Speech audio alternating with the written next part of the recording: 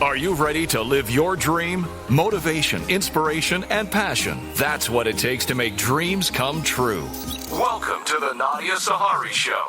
Our guests will share important tips, insights, and knowledge to help you fulfill your dreams of success. Here's your host, actress, author, entrepreneur, Nadia Sahari. Hey, welcome to the Nadia Sahari Show. I'm your host, Nadia Sahari.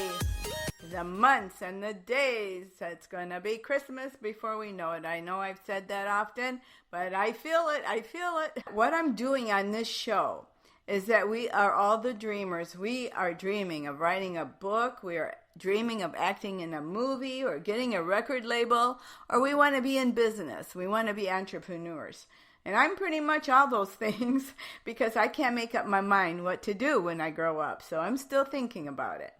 So I love doing this, and I love inviting guests to the show who will share their secrets, their journey, and their challenges. How they did it, how they're doing it, and how they maintain their success.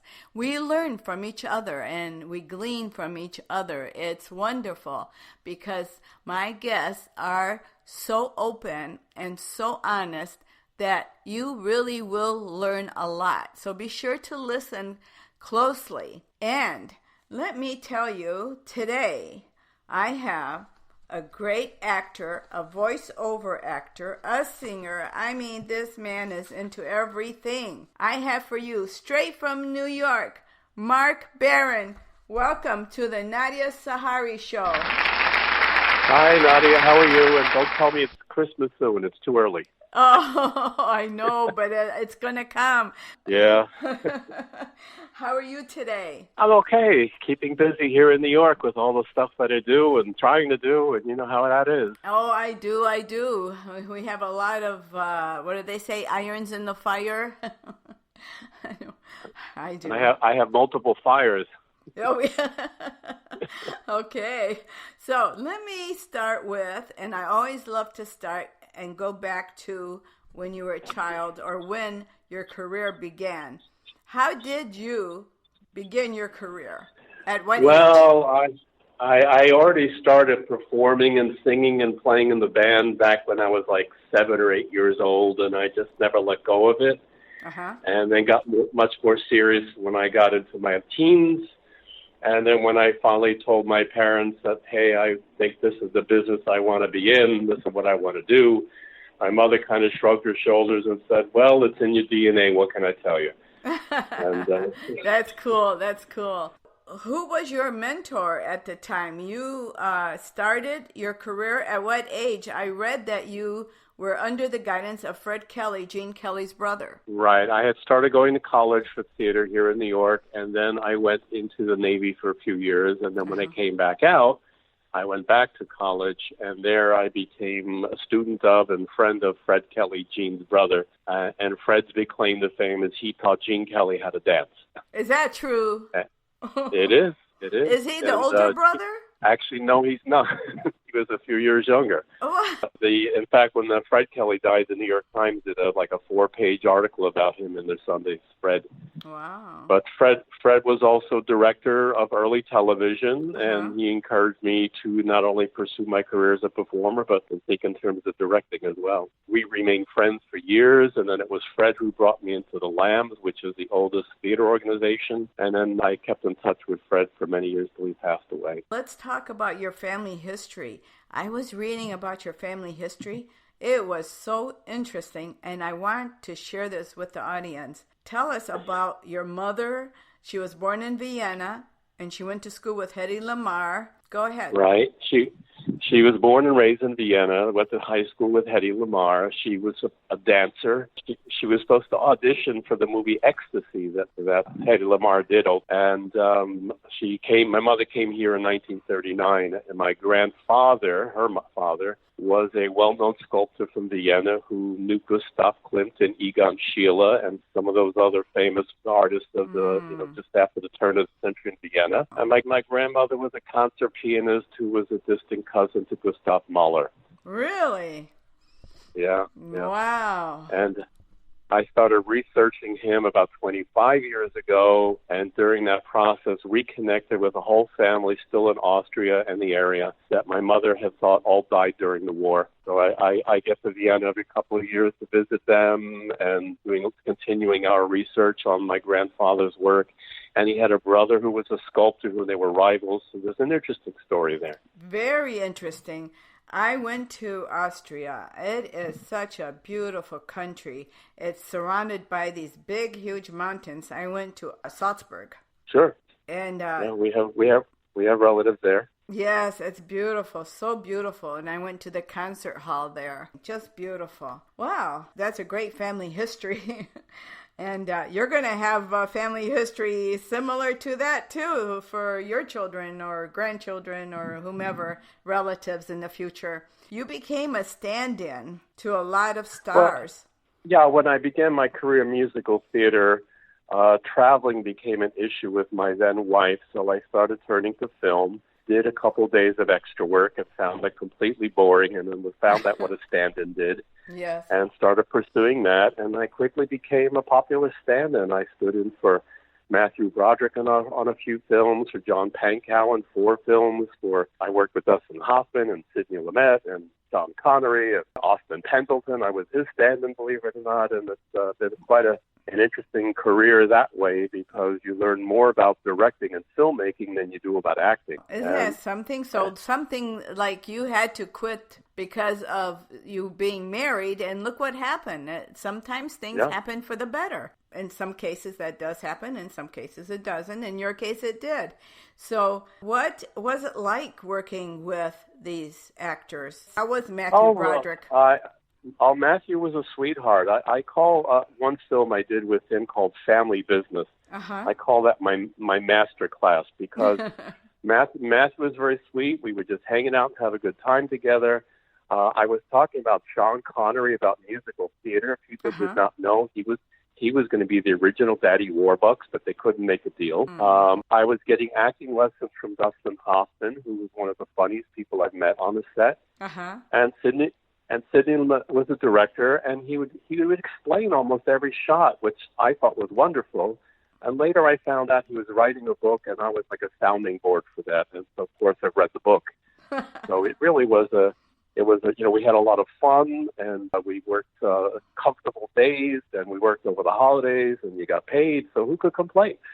No one. And, you should not. Yeah. Yeah. And then it was on that film, I was off in the corner one day writing, and Matthew grabbed what I was writing and looked at it and walked away, and 10 minutes later came back with Dustin Hoffman, and the two of them started telling me how I need to start learning to write and make my own project. And then I did another film with Matthew, and then all these years we've managed to keep an occasional contact. Now you are serving on the New York board of SAG-AFTRA for 11 years, and you still are since the merger. I'm a SAG-AFTRA member as well.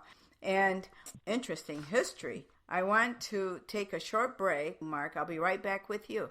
All right, thanks.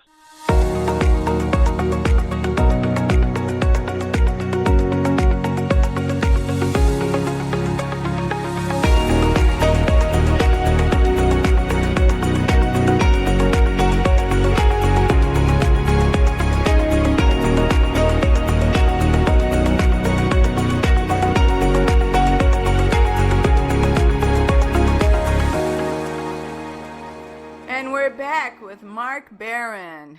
Interesting. What a great family history and stand-in to the stars. What are you doing today? Are you still doing stand-in? Are you acting? Are you doing your own film? What's going on? Well, I still act. I do a little voiceover work here and there. I stopped doing stand-in work. Just got to the point where I was knowing the shots before directors. Oh. And I thought, okay, it's time to move on. So the board work that I do with SAG-AFTRA keeps me busy. Here at the Lambs, the work I do with the Lambs and our foundation keeps me very busy. And then creatively, my two things that I'm busy on is when I can, working on the book about my grandfather and his artwork. And then I have a business partner. We're developing several feature films, and one of them is getting some good movement, so we're focused on that. Okay, now let's talk about Lambs. What is Lambs? The Lambs is the oldest professional theatrical organization in the United States. We actually started in London in 1869. We opened in New York in 1874. It is a social club for people that are in entertainment and the arts. But over the years, a lot of things have developed because of the Lambs. For example, it was Lambs who founded the Actors Fund of America. It was Lambs who founded Paramount Pictures. It was Lambs that founded Actors Equity. It was the great actor strike of 1919 was settled in the Lambs. It was Lambs who founded United Pictures. There were members of Lambs that were founding of Screen Actors Guild, founders of AFTRA, and even more recently in the merger that we had that created SAG-AFTRA, there were several Lambs involved in that. Is that right? Unbelievable. I had no idea. I've never heard of the Lambs. Never, ever. And is it only in New York? They have no chapters? Okay. No, wow. We have no chapters, but we do have some reciprocal privileges with a few clubs around the country. A good story about the Lambs is Lerner and Lowe met at the Lambs Club, and as a result, when Fred Lowe died, he left our foundation a piece of brigadoon. And our foundation supports nonprofit theater, education, and the arts. For example, it sponsors a couple of scholarships at AMDA. We've written last year over 55 checks to various nonprofit theaters. It supports the ASCAP Foundation, the Equity Foundation, the SAG-AFTRA Foundation, and, of course, the Actors Fund. That is wonderful. I know I haven't heard of it, and I don't think I've ever heard of anything like it that's similar to that at all. And that should be in Hollywood. There should be something like that. Maybe there is. I don't know, but there should be. There wouldn't be a club like us. We are the club, but we've been referenced in a lot of old movies. Yes, really. Well, I'll have to keep an eye on that because I watch the classic movies on TCM all the time. Yeah, there was one movie called The Golden Horseshoe with Dan Daly and Ethel Merman and Donald O'Connor, and there's a line she has telling them, "Why don't you go hang out with your friends at the Lambs?" There's a lot of references like that. We know about a dozen of them. Oh, that's cool. I'll have to keep an ear open for that in movies. That'd be cool. Our website has a lot of the history, and we've got over 6,600 members. Wow!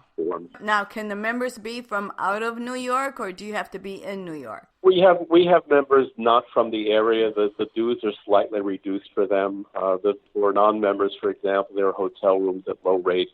Okay. The building does full catering, and we do a variety of events. We have 2-3 things going on almost every week. There are rehearsal rooms for members. There's a pool room. So there's lots to do there. So you, years ago, became friends with actor Joe Cirillo, who's a retired New York Police Department officer. Yeah, he was a NYPD cop when he got his break from Mike Nichols, who said Joe, and gave Joe a phone number, and the next thing Joe knew, he had a part in The Godfather. He retired as a cop and became an actor, did a few TV series. His wife didn't like him being in L.A. so much, so he stayed in New York. He also began writing, and we met each other on a film set and started working on scripts together. And a while back, we formed our own little company to see what we could do with our own project. And now you're writing your own comedy titled Megaballs. Let's hear about that. What's that? It's a comedy? Well, it is a comedy about computer geeks, the lottery, and the mob. When I first got the idea, I thought of it as a short film. Joe and I were working on another project, so I put some notes aside. When my mother got ill, I was running down to Florida all the time taking care of her. Wow. And while I was down there, I decided I need something to do not to get depressed. Let me go into my little comedy short. And in a week, I had over 80 pages, so clearly it wasn't a short film. That's right.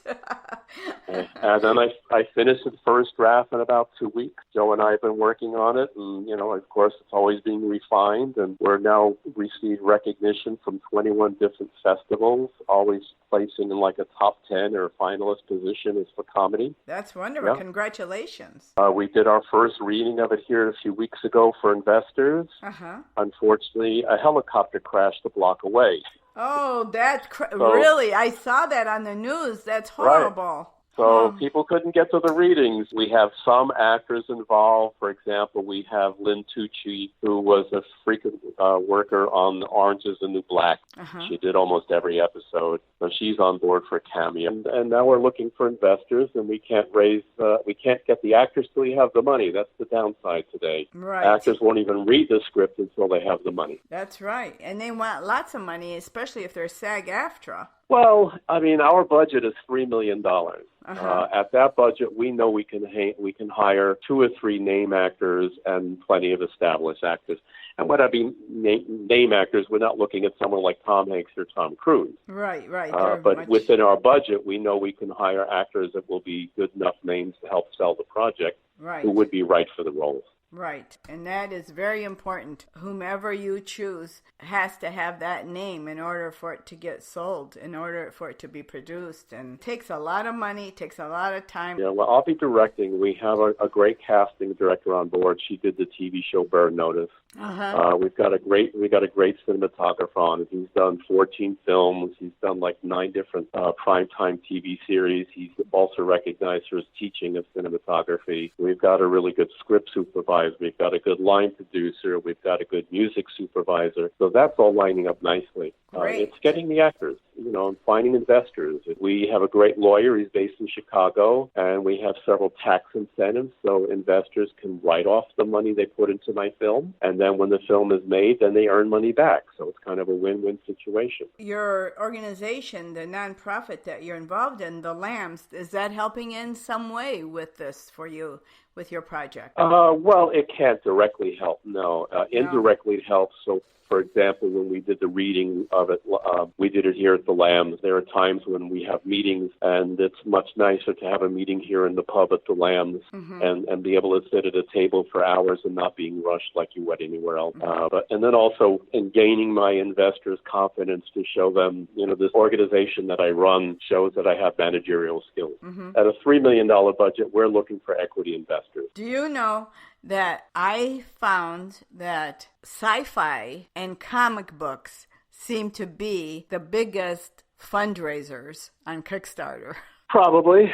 Also, films that are made for maybe $100,000 or $200,000, they can often raise a portion of that because those films tend to be slasher films and horror films, which can be made cheaply and sold quickly. Right. So with $3.5 million, you're absolutely right. You need investors with lots of money. For example, if one of your listeners is a possible investor, they can go to our website and look up what we have to offer. That's right. You know that we all have dreams, and I was talking about that in the beginning of the show, and that we all want to be successful in whatever our dream is. What have you learned from your dream, from what you're doing? Have you had any valuable teachings along the way that made a big impression on you? I think what you learn from experience is more important than what people tell you. Uh-huh. And I think one of the key things is you need to surround yourself with a good support group, people who are in your corner, not just because they like you, but because they really believe in you. Yes.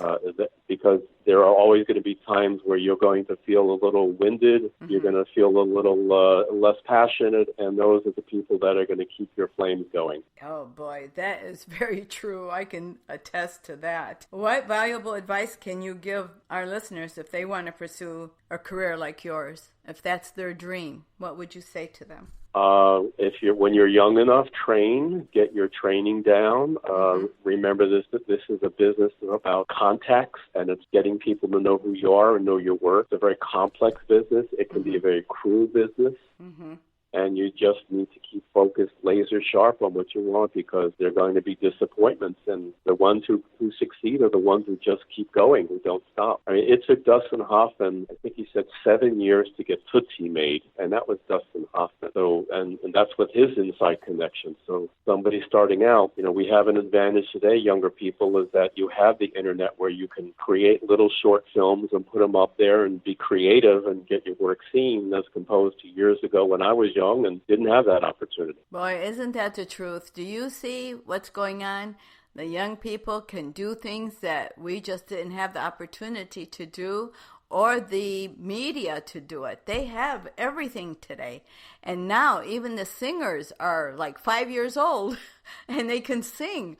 I mean, it's incredible, and you can hear them on YouTube and Instagram and everywhere. It's incredible. I've never seen anything like it. But the other thing, it gives you an opportunity to be creative. Yes, it does. It does. When I started out, and it was always knocking on doors, literally knocking on the doors, hoping to set up a meeting, hoping to get an audition, hoping to get a chance. Yes. And while you still have to do that, but now you're able to put out work. Yes. You grab a few friends and a good cell phone, and you could you can make a 10-minute short for a couple $100.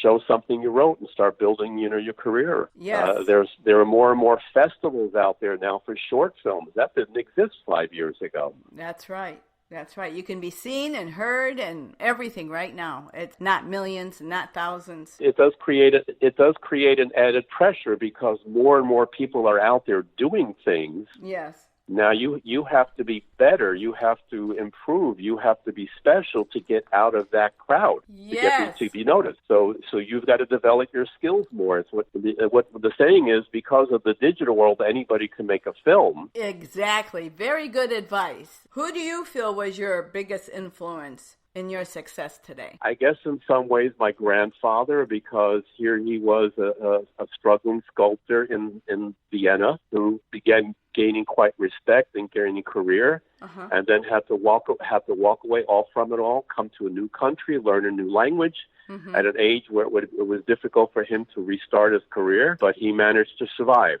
And I think that's all anybody in this industry can really hope for, is if you can just pay your bills and make a living from what you want to do, what you love to do, you're ahead of the game. Well, Mark, I got to tell you, you had a little doubt there about success. Let me tell you, you are successful because what you have done is most than a lot of us will do. And you have done quite a bit, and you have experienced a lot that most of us won't.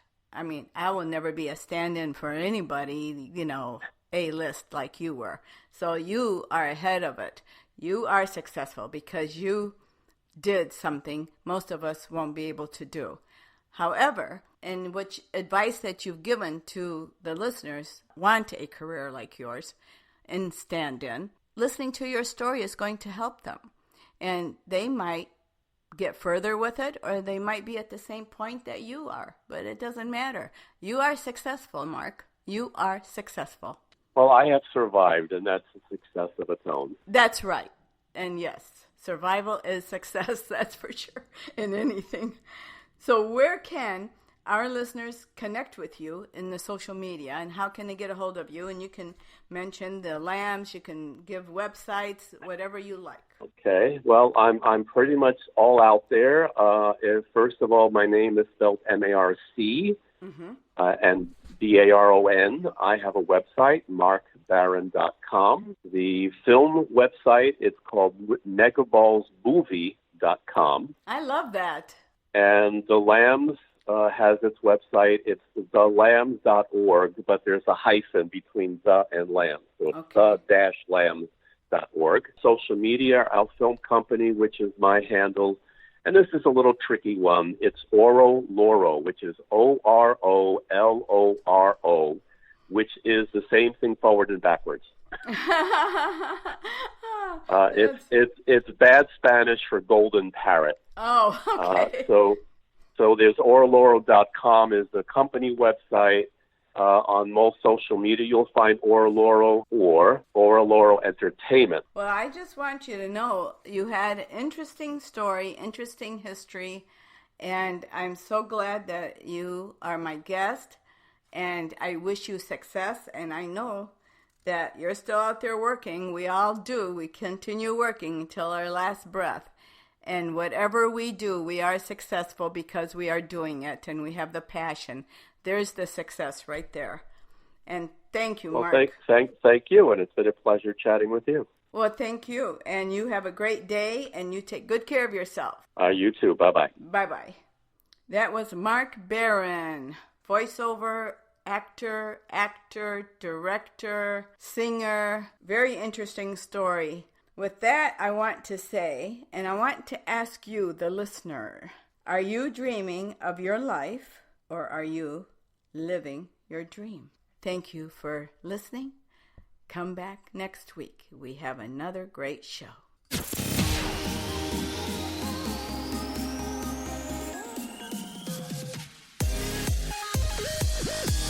Thanks for tuning in with Nadia and her guests. For more info, episodes, and connection, please visit our website, thenadiasaharishow.com. Share episodes with your friends. Follow us on Spotify, iHeartRadio, iTunes, Instagram, and most importantly, never give up. Live your dream.